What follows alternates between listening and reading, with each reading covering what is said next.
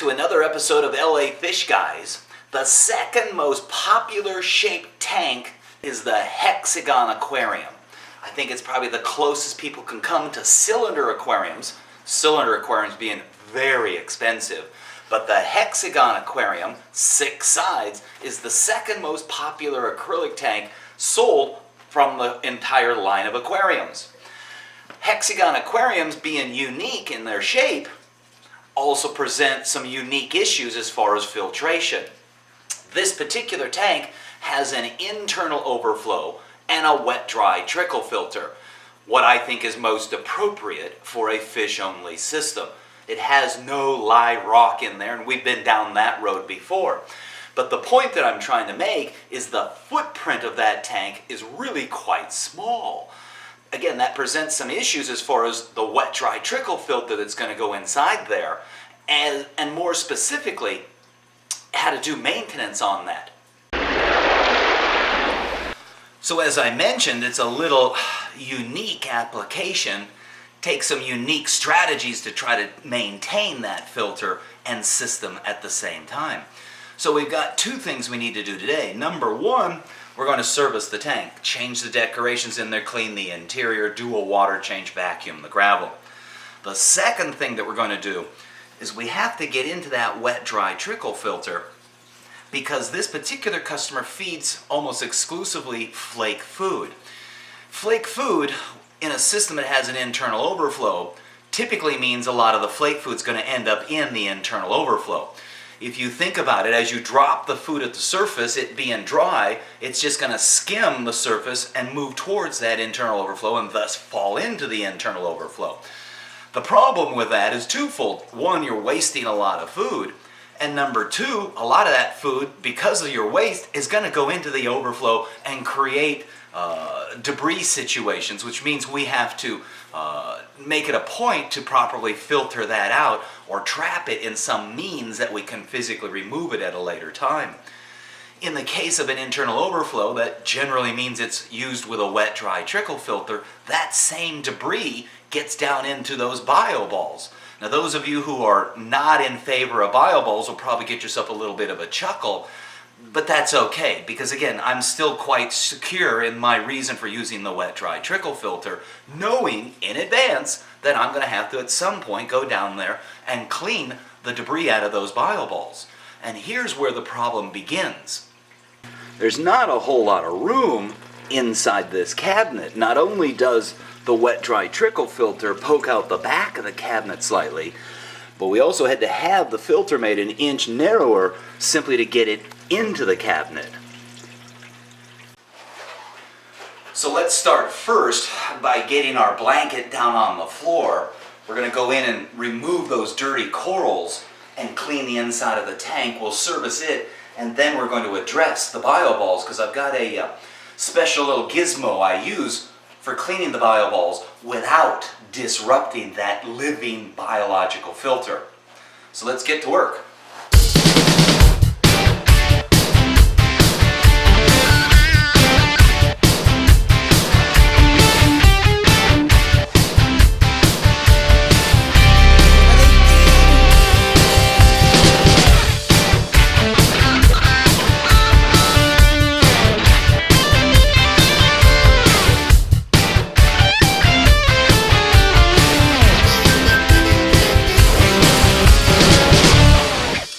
This canopy easily comes off and needs to be removed to get inside the tank.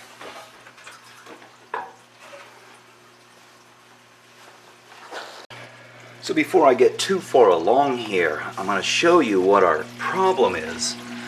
This is the bioballs in the wet dry trickle filter. You can see there's the drain line coming down from the underside of the tank. Curves around, comes into the top of the wet dry trickle filter. There's a drip plate in there that rains the water down over the bioballs. But as you look into the bioballs here, I'm not sure how well you can see this, you can see the water level in the bioball section about midway through the picture there, and the water level on the open side of the wet dry trickle filter is about 3 inches lower. So what that's telling us is there's some restriction between those two chambers, and it's most likely this debris, uneaten fish food, flake food, things that got skimmed off at the surface right away, that has gotten down into those bioballs and blocking the channels where the water passes through. And so what we need to do today is somehow remove that debris to allow that water to freely pass from one chamber to the other chamber. Because with it backing up, not only could it potentially at some point overflow, but it also gives the false impression that there's a tremendous amount of evaporation, because if it's trapped on one side, it's not showing up on the other side. And we've got marks here so that she can keep the water level where it's supposed to. But again, if the water is being held back on the other side of the chamber, it's going to disappear on this side. So that's our goal today, is to get in there and clean out those bioballs without disturbing the biological filter. And that's the trick.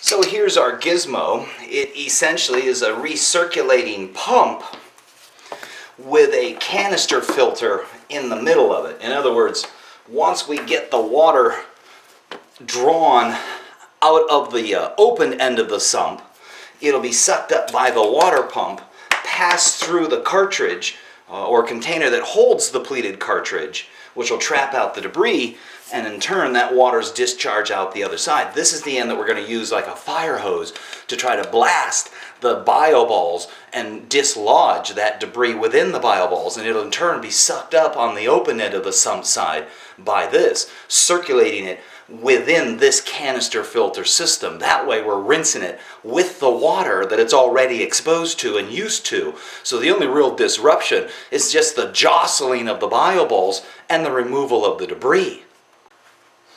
So before I get too far along with the gizmo, we have to address what I said was the most difficult part of the job, and that is the Hexagon Aquarium's footprint really doesn't have a whole lot of space. And what we need to do here is not only get the lid off the wet dry trickle filter, but we need to get the drip plate out of the wet dry trickle filter, or out of the way in the wet dry trickle filter. So this is going to take some contortioning. For those of you who are not familiar with a biological filter, the reason that we're going through all the contortions and the elaborate method of cleaning the bioballs is because this is where the bacteria reside. The bacteria form the living filter, the biological filter. And as a living filter, it takes time to grow. We would not want to go in and disrupt the bacteria in a manner that would require us to regrow them. That would take way too long. But we do want to go in and try to remove the debris that's trapped within the bioballs to make it more efficient. And you can even see the amount of schmutz that's collecting on top of the drip plate. And that is all getting down into the bioballs. Be sure to come back for part 2 so you can see how we use the gizmo and how it works in regards to cleaning out the bioballs in the wet dry trickle filter.